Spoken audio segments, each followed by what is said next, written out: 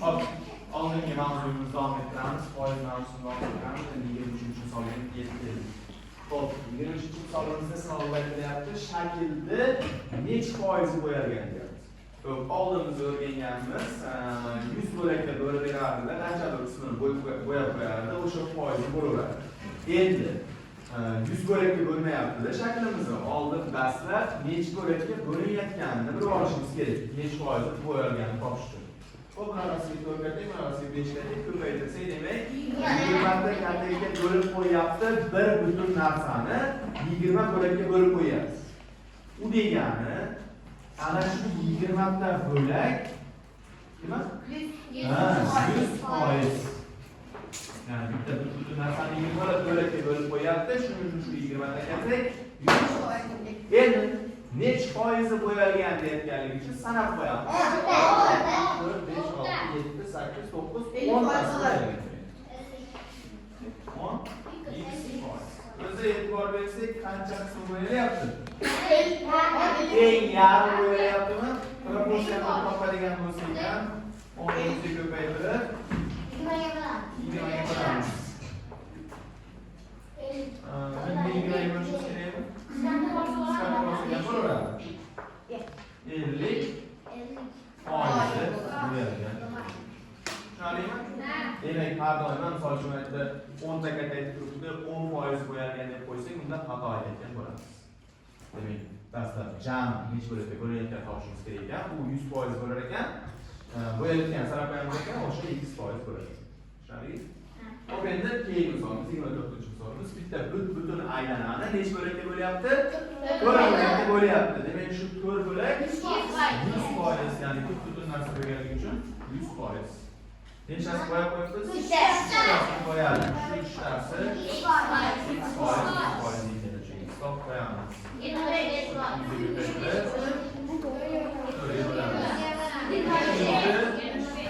4 bo'lish kerakmi? 5%ni vaqti endi buni boshqacharoq ishlash yo'li ham bor. Bu misolimizda bitta butun narsani 20 bo'lakka bo'lyapmizmi? 100 ni 20 ga bo'lsak 5. Demak, bitta kattacha 5% bildiradi. 10 tasi bo'yalyaptimi? Demak, o'sha 50% bildiradi. Bunda ham bitta butun narsani 4 bo'lakka bo'lyapmiz. Butun narsani 100% deganmiz. Demak, 100 ni 4 ga bo'lsak har bitta bo'lakcha 25% bildiradi. 3 tasi bo'yab qo'yaptimi? 75% ga qilgan ekan. Tushunarli? Hop.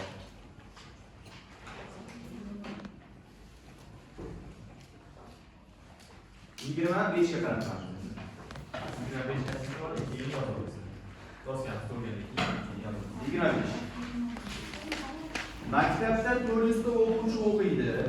Agar o'quvchilarning foizi qizlar bo'lsa, ularning nechta ekanligini aniqlaydi. Qizlar o'zi nechta ekan deb so'rayapti bizdan. Demak, maktabda jami 400 ta o'quvchi o'qiydiganmi? Demak, shu 400 nima deymiz? 100%. Jami o'quvchi bo'lganligi uchun shu 400 ni 100% deyman. Qizlar nechtaligini so'rayapti. Qizlar 40% ekan. Foizdagi foiz yozamiz. 40% plus nechtaligini. Endi 100 topamiz. 400 ni 40 ga ko'paytirib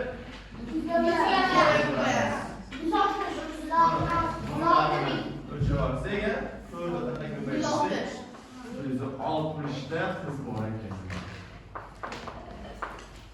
Maktabda jami 160 ta qiz bor. Xo'p. Murakkabroqlaridan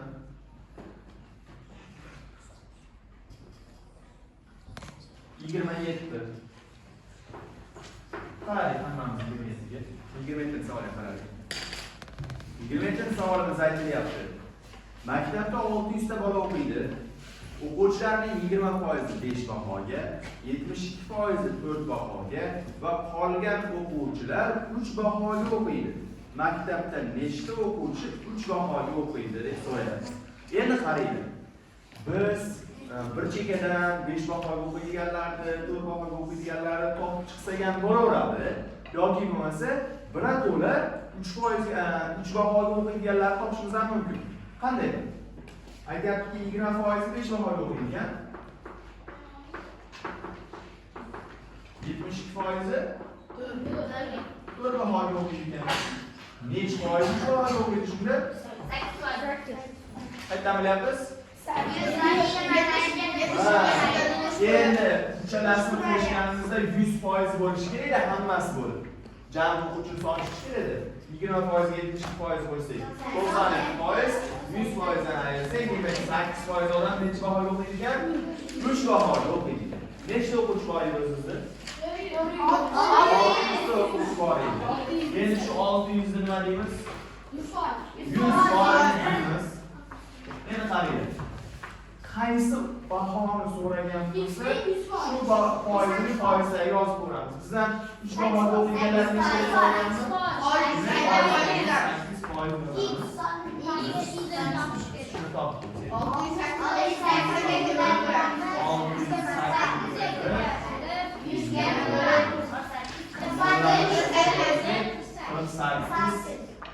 48 ta o'quvchi 3 bahoga o'qiydi ekan. Tushunarlimi? Xo'p, 4 bahoga o'qiydiganlarni ham topib qo'yaylik. Nechtasi 4 bahoga o'qiydi ekan?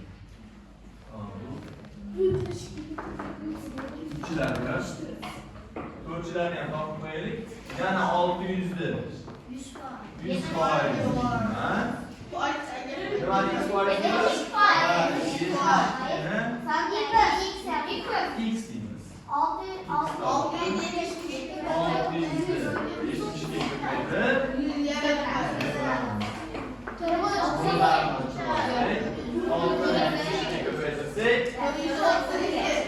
432 ta bola 4 bahoga o'qiydi. Endi qaranglar, 5 ta topish uchun 20% ni topishimiz shartmi? Yo'q. Yo'q. 432 ga 48 qo'shsak.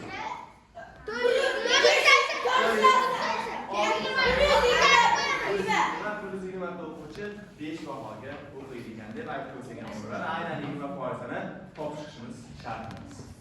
Endi yozib qo'yamiz ularni. Ko'rchilar. Mana yozamiz.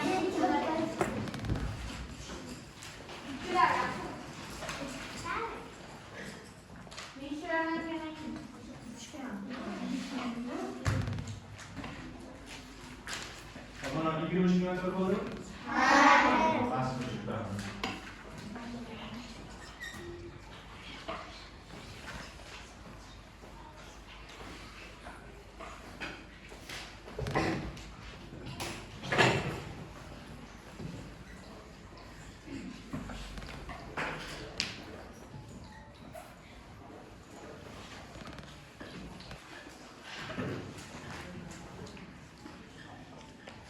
Qolgan 28 ga xulosa qilamiz. 28 ga o'xshash masalalar ko'p tushadigan masalalar turiga kiradi. O'sha o'zi murakkablashtirib beradi. Bu eng soddasi 28. Xo'p, 28 aytyapti, olma quritilganda og'irligining 60% yo'qoladi. Agar 600 kg olma quritilsa, uning necha kilogrammi qoladi? Ya'ni olma quritilganda degani, olmani kesib to'shib qo'ysak, qoq bo'lib qoladi. Ya'ni o'zidagi suv bug'lanib ketadi. Ya'ni 60% ni yo'qotadi degani, shu 60% bug'lanib ketadi degani. Ya'ni 60% yo'q bo'lib ketadi. Endi qancha qurityapmiz ekan? 600 kg. Shu dastlabki holat doim 100% bo'ladi. Endi bizdan quritilgandan keyin qancha qoladi deyapti. Quritilgandan keyin qancha qoladi deyapti. Endi 60% ni topganimizdan keyin javobni 600 dan ayirib qo'yishimiz kerak.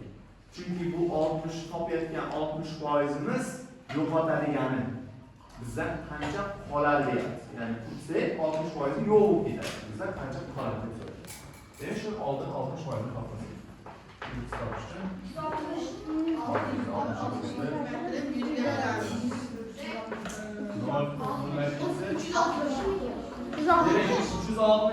jami nima bo'lib ketar ekan?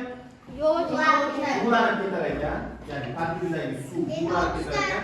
Va endi qancha qoladi?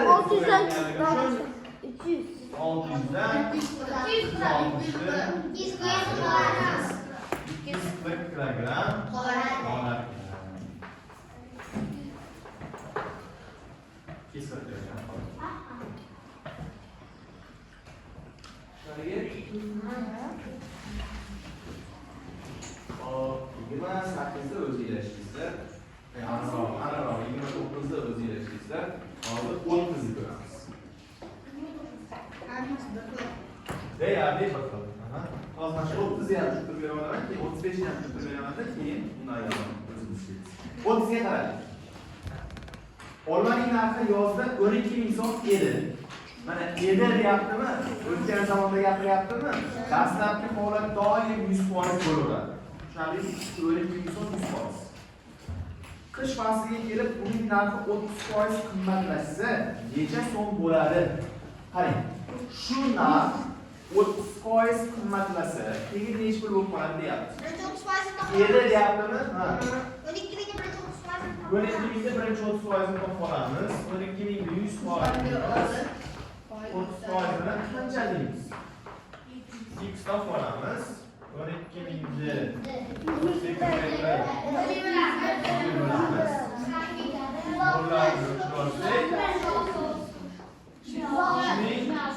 600 so'mga nima bo'lar ekan? Ko'payargan, 16 so'm bo'lib qolgan ekan. Nimaga aydingiz? Qimmat deyapmiz. Mana unda yo'qolib ketganligi uchun ayryapmiz. Mana yo'qolib ketganligi ayryapmiz. Narxi qimmatlashadi deyapmiz. Shuning uchun nima qilamiz? Qo'shamiz. Qo'shib qo'ysak 15 ming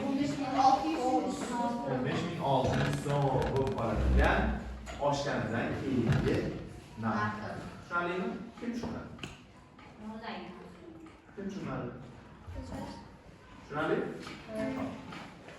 Endi 35 ga o'tamiz. Sizlarga masalada keyin qolganini 35 ga qarab qarang. 35 da Aziz yugurish marafonida ishtirok etdi. Azizdan oldin kelgan yuguruvchilarning umumiy soni yugurishda ishtirok etganlar sonining 25%ni tashkil etadi. Agar Aziz 76-o'rinda kelgan bo'lsa, marafonda jami nechta ishtirokchi qatnashgan? Buni tasavvur qilishinglar uchun poy o'ylashadi degan. Poy o'ylashadi. Aziz 76-bo'lib ketdi. Demak, bundan oldin nechta kelgan? 75 ta. Savolda aytyapti. Azizdan oldin kelgan ishtirokchilarning soni jami ishtirokchilar sonini 25% ekan. O'zi jami qancha ishtirokchi qatnashgan musobaqada deb so'raydi. Yo'q, hozir o'zini qo'shmaymiz, chunki o'zidan oldin kelganlarning foizini aytyapti. O'zidan oldin nechta odam ketdi? 75 ta. 25%. Chunki aytyapti. O'zidan oldin kelganlarning soni, misol uchun so'rab qo'yapti. Mana o'zidan oldin kelganlarning soni hamma ishtirokchini 25%ni tashkil qiladi deyapti. Bu yoqda yana 75% odam bor. Endi mana 75% emas. Undan oldin 75 ta odam kelayotdimi? Shu kelayotgan 75 ta odam foizdan necha bo'lar ekan? 25%. Foizdan 25% bo'lar ekan. O'zi jami o'zi qancha odam qatnashgan deb topamiz. Biz topsak 75 ni ko'paytirib 25 bo'lamiz. Demak, jami 300 ta odam qatnashgan. Endi qarang. Buni ishlashni chizmali yo'li ham bor. Chizma orqali ishlashimiz ham mumkin. Xuddi mana bunisiga. Buni tushuntiraylik.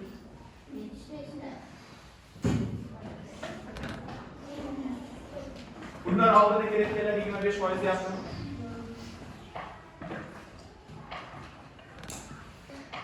Mana shu 25% bo'lsa, Hayal 5 foiz qoladi. Nechta bo'ladi 25 foizda? 3ta bo'ladi, değil mi? 25 foiz. 25 foiz. 25 foiz. Shunda nech foiz bo'ladi? 75 foiz. Bizda oldinda ketayotgani bor. Nechta edi? 75 ta ketyapti oldinda. Ha? Mana bu 75. Mana bu 75. Bu ham 75. Hammasini qo'shib qo'ysak, bunda ham 300 ha.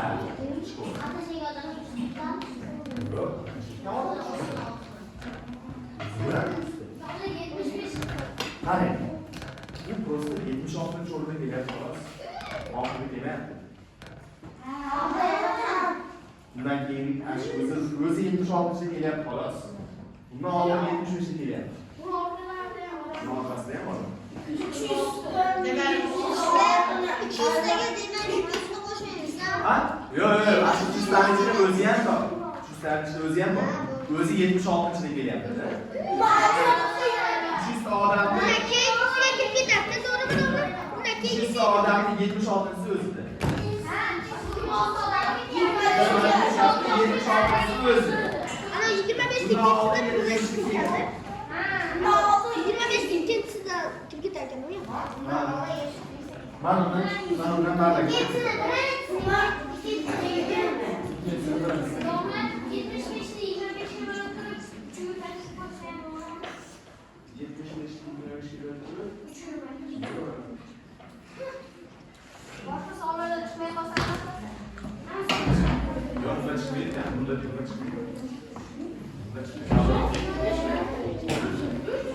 Yüzge köpekler mesela. Üçü köpekler mesela. Yüzge köpekler mesela. Yüzge köpekler.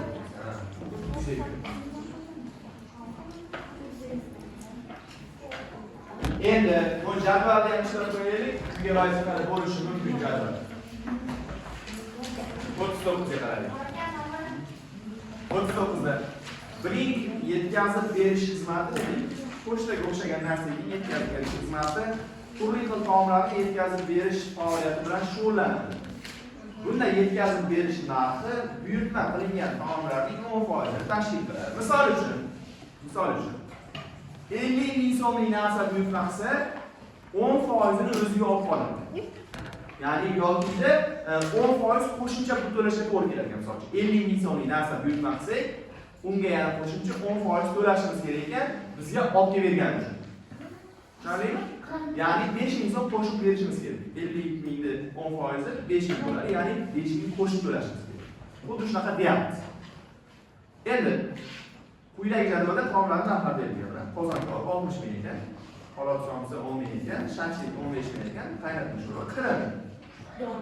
Endi agar nodir bir kishilik qozon kabob 5 ming bo'ldi. Qarab. 60 ming. Nollar yozgan. Oxirida yozib qo'yamiz. 6 dona holat somsa 10 ming so'mdan 6 ta holat somsa, ya 4 dona shashlik 70 ming. Buyurtma qilgan bo'lsa, u yetkazib berish narxi bilan birgalikda necha so'm to'lovni amalga oshirish kerak? Ha, hammasini qo'shamiz. 180 ming. Endi u 180 ming nimani narxi? Ha, shu 180 mingga qo'shib yana nechta pul to'laydi? 180 mingni nima deyman? 100% deyman. Necha foiz qo'shib to'lardim? 5%. 10% qo'shib to'lardim. Shu 10% qancha ekan? 180 mingni 10 ga 100 ga bo'lamiz. Bittadan 0 qo'shamiz, bittadan qo'shsak 18 ming yana qo'shib to'lashimiz kerak ekan. Savolda aytyapmiz.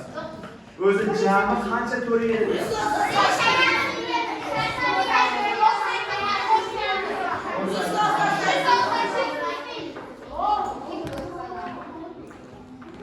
Bir 198 ming so'm to'laydi ekan. Mana shu buyurtmalarga.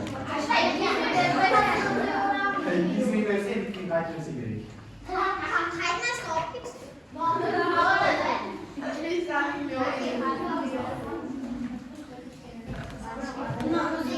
Endi yozib olinglar.